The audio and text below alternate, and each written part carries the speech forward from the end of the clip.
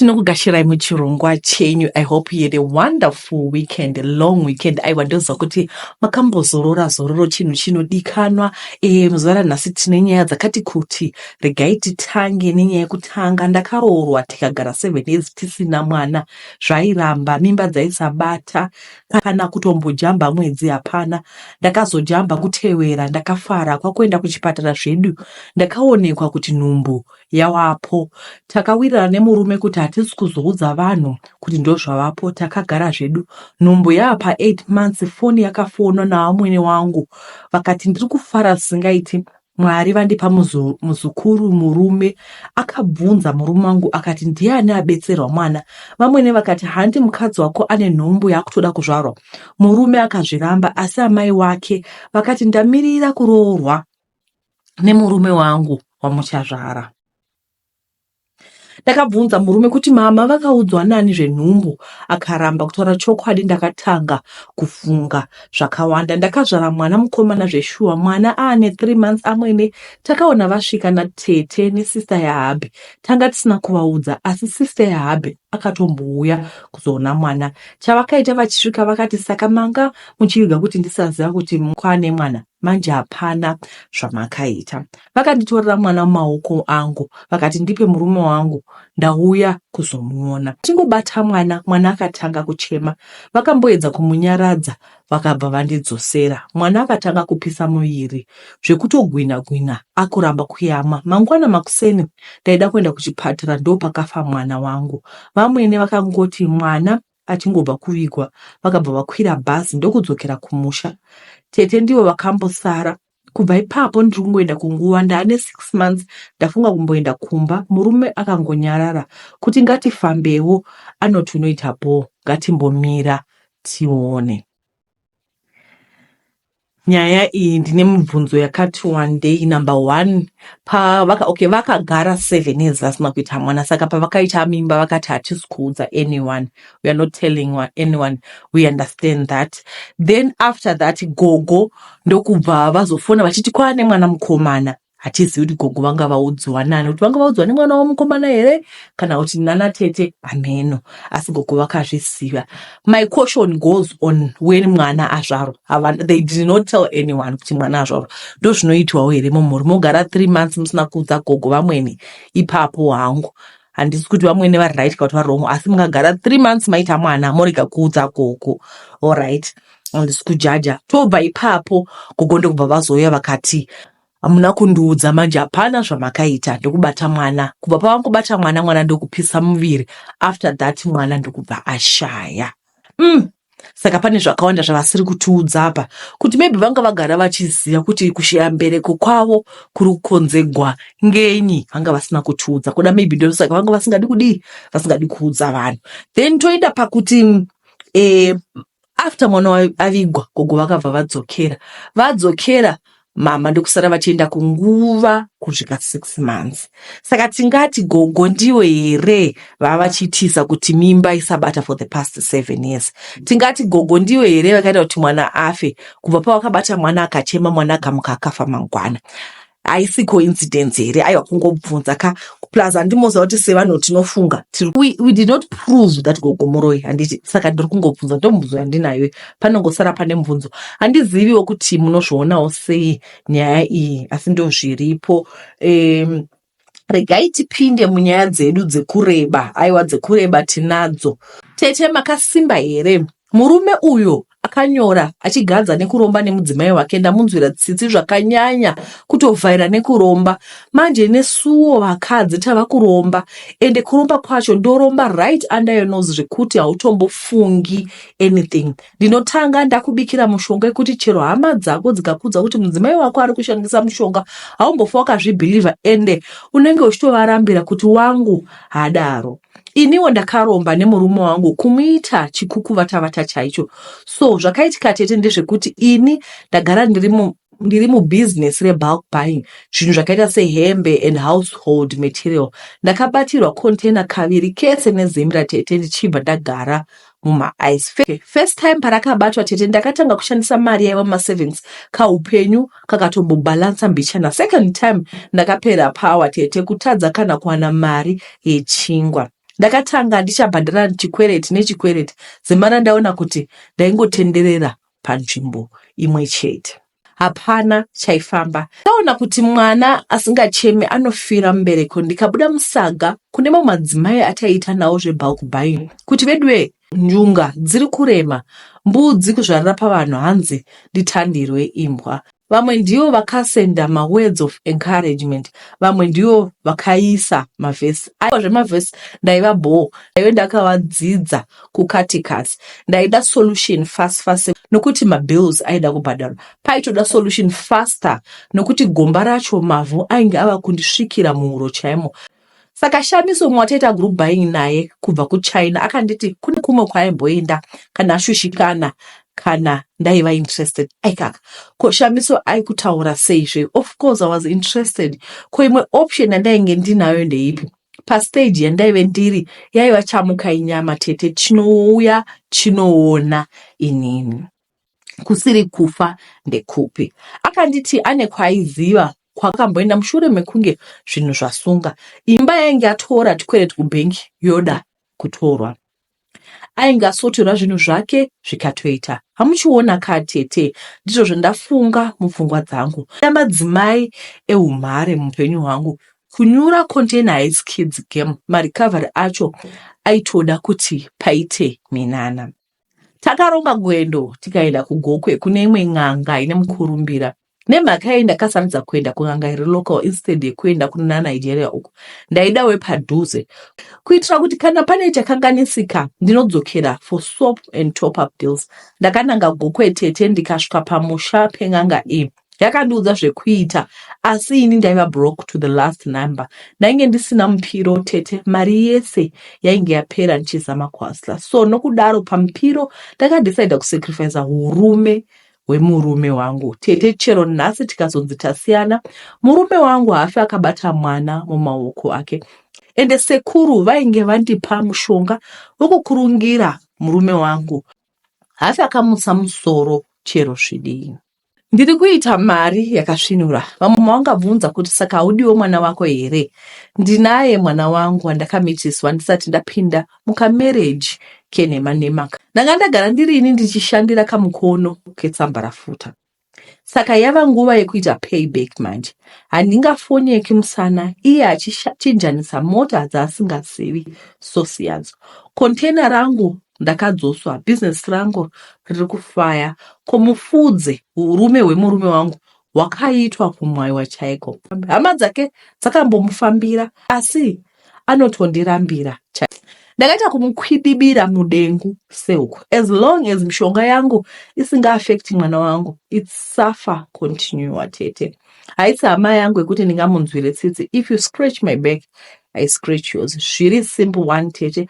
Ari kudyawo mari yangu, iniwo atindibhadharawo chamahara mushana. Saka murume uyu wekuromba asamboshamisira. Game yachinja, shiri yakabvuta rekeni. Isu madzimai tiri kubura hombe ende hamumbofi makafungira chinhu. Zvinhu zvacho regai ndimumwa mvura.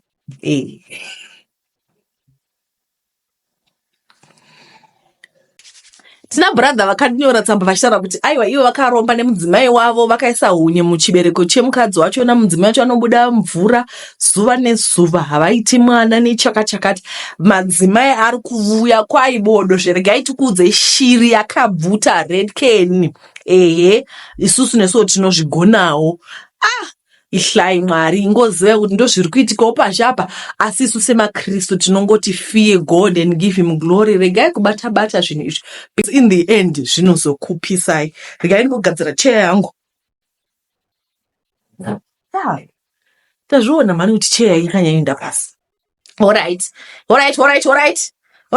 Regai tipinde. Pane imwe nyaya ndiri kutsvaka yandakatumirwa. I could not find it. Where is the story? Makasimba here tete, ini ndine mubvunzo kuti varume vachafari niko tizorore.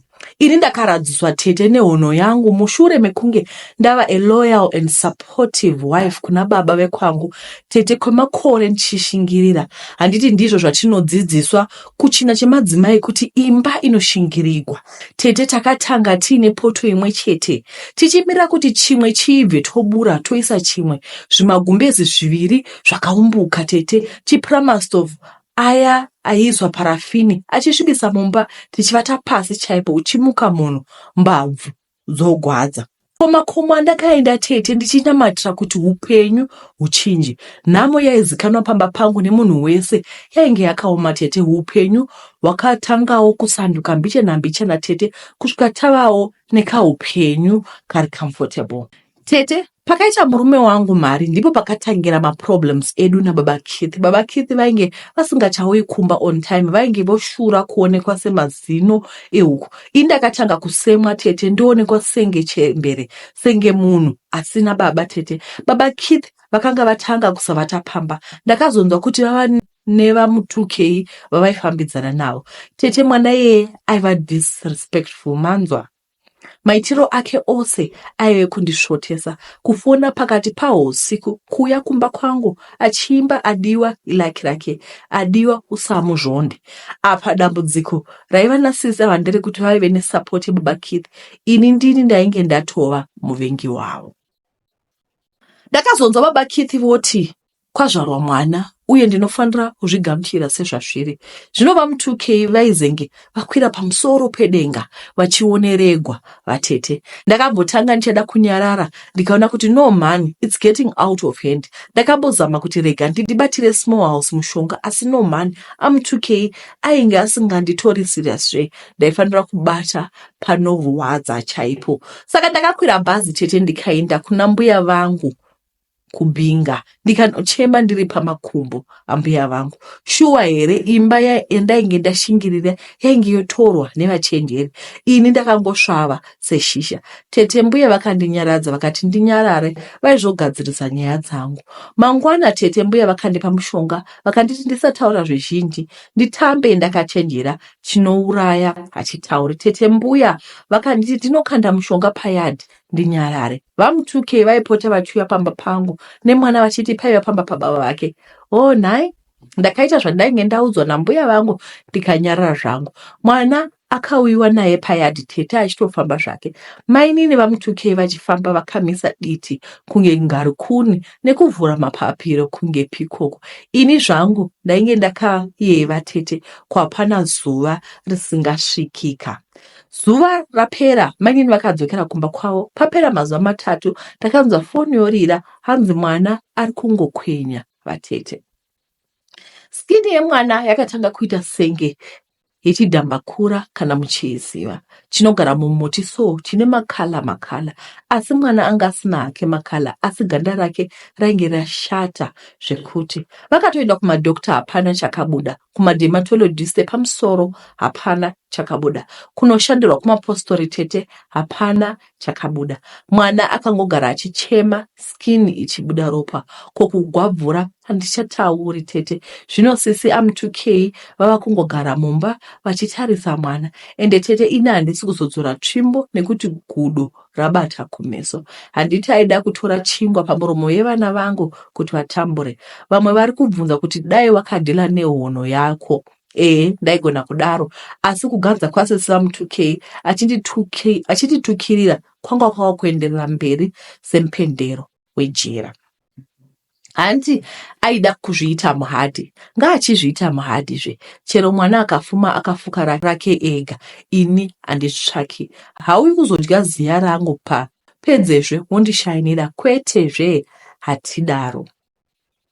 Hanzi wait for karma, ini ndakatoita karma wacho ndega. Ngaafile pain yandakafila, apa ava hopeless manje. Kungwarira paduri sehuku kuchapera. Kana akazondikumbira uregere kuda ningachinja moyo. Alright. This is very sad because kana tichigwa semaparents ngatiregei kupinza vana. Mwana anoziva chii? Mwana hana chaanoziva. Zvonakidza here, right now as I was reading this, my heart was touched because handidi kuona mwana achigwadziwa, mwana achichema. Mwana ari kufira chii? Kukaurisa. hanzi toda kubata panyoro, panyama nyoro, ndokunobata mwana kuitira kuti mama vazvifile. Aiwa, mama vari kuzvifila, hanzi sisi vamu2K vari kugwadzwa nazvo, ungagodi mwana wako achikwapfura. Kwai vasikana munoti wanepiko chivindi chekuzoinda makamisa chiuno, kwai makamisa diti, mosvika mati meguru, tsoyani mwana. Zvinhu zvacho zvakaoma. Musazviita izvi. Respektai vanhu. Handiti vataura kuti kwai takatanga tichivata pasi. Vakatanga vachivata pasi, vachishandisa parafini. So people, they always equate their whatever, their achievement with their suffering. Do you understand me? So vari kuti sisi tiri kubva kure, we've come this long with my husband.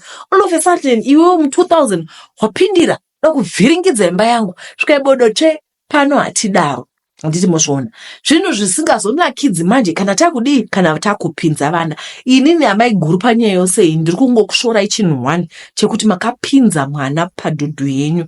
Hanzi we chive chiko chirungu chinoti kana mabig animals dzasangana, the grass suffers. Ndo zvakuitika, grasi yakuchisafa. Hazvina kunaka izvi. Repent and live. Ndikativerenge nyaya yedu yekupedzisira, aiwa nyaya dzakawanda. Nyaya inotevera iyi, I think ndakaiverenga but I don't remember ndichiiposta. Kana ndakaiposta, just let me know, but I don't remember ndakaiposta. Tete makasimba here, ndiri murume ane makore 27, ndakabva kumusha makore 2 apera, ndikatombobata tete, zvikatomboita nani, champupuri chaAugusta, mheno chakabva nekupi, basa rakangopera ndisina kuzvitarisira. Vatete, ndichatsvaka basa denye, basa kandigeti, basa wakandisepi. Zvinhu zvacho zvaita sekuti ndakasvika pavanhu. Zvinhu zvacho zvaita sekuti ndikasvika pavanhu ndiri kuzama kuvatengesera mafuta enyoka. Hakuna kana aida kunzwa nyaya yangu, chero ndaizviziva ndega kuti pakushanda ndaiva bhiza chairo. Ndiri mugari wemutembisa kunzvimbo inonzi kuPhomolong. Ndaona kuti ndatenderera panzvimbo imwe chete, ndakapindwa nepfungwa yekuti ndinobvunzawo vemweya tete, zvimwe kuda ndaiteverwa nemweya yakaipa, mweya yerima, mweya isingadi chakanaka. Saka ndaidawo vazivi vemweya kuti vambonditsanangurira nyaya dzangu. Vakanditi ndidzoke mangwana pasowe, asi ndisauye ndakapfeka majini pamasowe aisabvuminzwa. Ndakapfeka trouser rine bhande or anything chine simbi mukati chaisabvunzwa zvakare, asi kana ndiine short ine ndandi go round zvaive zvakangoringana zvakare. Ndakadzokera mangwana tete, ndikasvika pagwenga apa ndikanzi ndaizoshandiwa kusvika mhepo dzangu dzatiza pamuzinda wekudzinga mhepo. Rakakuchidzirwa rino zibhodho tete zvikanzi ndinofanira kufukira. Ameno mafuta ane makala okuwanda akaiswa mubhodho umu. Ndakatanga kuona rima mberi kwangu, ndikavaudza kuti ndakuvara nedzungu, vakanditi ndimbosorora. Tete, ndakazomuka, ana madzibaba vashamula, varova pasi. Ndakati rega ndimuke, ndimbonorasa mvura ndiwane, aikako, rukanda rwepanhengo yangu wandisepi. Tete, maprofita akandibira ganda rangu. Tete, apa vakabva vasiya vandibayira kendo reredhi rakabayirirwa tsono pakati kumanyowa kwangu. Naye maprofita ndiwo marapiro amunoita here? Hausi uro here uhu? Ko rukanda rwangu vanoda kurushandisei? Ini muridzi kana dai ndaida kuti rubviswe, ndingadai ndakaenda for male circumcision veduwe. Iye nyadenga vakasika zviripo, munofunga kuti vanopenga here? Vagari vemutembisa ndiri kutsvaka vanonzi madzibaba Eddie Bobby namadzibaba B Street. Ndinoziva kuti vanogara mutembisa imomo, asi papi pacho handizivi. Kenduro ndakazonobviswa kuchipatara, ndainge ndofamba sedhara rakazvitakura. Ndakatomboita infection, asi ndava nani. Saka vanoreva here kuti rukanda rwangu ndiro rwaiva nemhepo, kana kuti kutoda kushandisa zvemushonga? Ndinofunga kuti handisi ndega ndatambwa nemafake profita aya.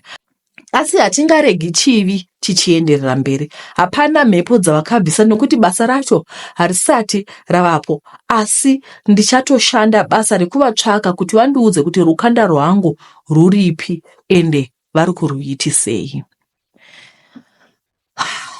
is very sad and weird and strange. How do people circumcise munhu kuhope chii chavakaisa mukati? Utoona kuti vanhu vari kunoba maanesthetic wati kuzvipatara uko.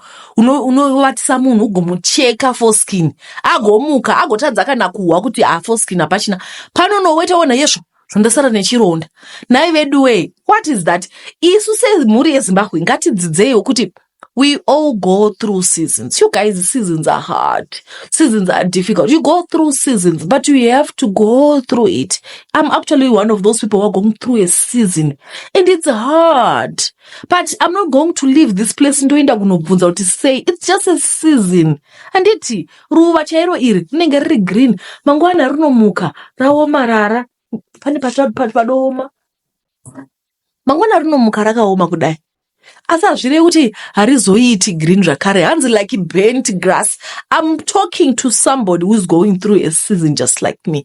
Like burnt grass. Rikatsva makabona muveld munonzi on your way, especially Bulawayo Road uchibva kuBulawayo uchienda kuHarare. Unotoona pakatsva pakadai. Kozonaya kana kwanaona zvichinanga kuhluma kudai. Rusa uchibuda tichahluma mazviwa. Whoever is going through a difficult time zvinodarika. Nothing lasts forever. Tinomuka makuseni siyavuka siyageza siyabangena as if nothing is happening. We don't look like our problems, but we continue. We smile, but deep inside tichitsva. Asi kuzobva uchienda kunokumbira kutsvaka kuti chii chiri kuitika. I'm discouraging you today because izvezvi unowana kusure kwakanzi hla rinozi candles refu. Instead of you solving your problems, wanowedzera maproblem. Wakufamba uchiita kunge munhu ane STI because wahlaviwa nemaprofita enhema. The only person who has the answer to our problems is God. Ngatizivei kuenda kuna Mwari tonamata togara. We wait and murmur not. Mwari vanotiitira zvakanaka. Let the church say amen. Amen. Tete the preacher is back. Hallelujah. Amen. I'm actually preaching to myself. But what I'm saying is the truth. Hapana chisingaperi. Kana usiri kuwana basa. It's just a season. One day uchawana basa unaro. Utomgochiti ainanchadi, today it's Monday. Handitoenda kubasa zvakare. Handiti, ndozvinoitika muupenyu. Hapana chisingapfuuri. Let's learn to be patient. Vedweka, thank you for watching this episode. Taposta too. Ayo, please clap hands for us. Hallelujah. Amen. Todzoka zvakare mangwana. We're going to try to post 2 episodes zvakare. Tinokutendai. Mwenezora kanaka ndatenda. Bye-bye.